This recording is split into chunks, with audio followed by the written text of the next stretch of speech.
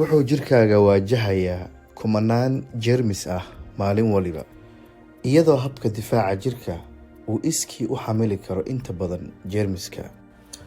Mararka qaarkood waxaa jiri kara jeermis kugu keeni kara cudur aanu jirkaaga iska difaaci karin.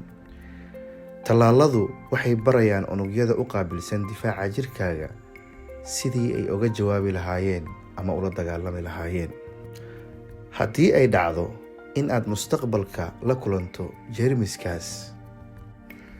Laba ka mid ah tallaalada COVID-19 ee jira waa tallaalada messenger RNA ama loo soo gaabiyo tallaalada mRNA.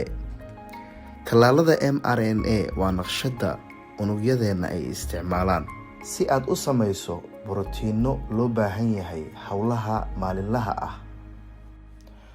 Tallaalada mRNA waxay ka kooban yihiin naqshado baraya unugyadeenna inay sameeyaan borotiinka sare ee ku daharan coronavirus.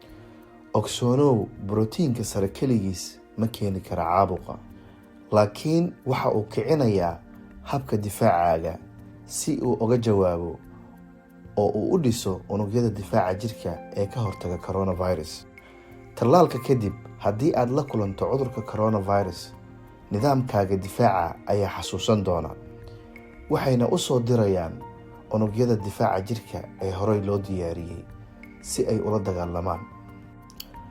Marka mRNA-du shaqadeedu dhammaysato oo ay barto unugyadaada inay sameeyaan borotiin u eg borotiiniskii ku daharnaa coronaviruska, unugyadaadu waa ay burburinayaan mRNA-da, dabadeedna qashinka ayay ku darayaan.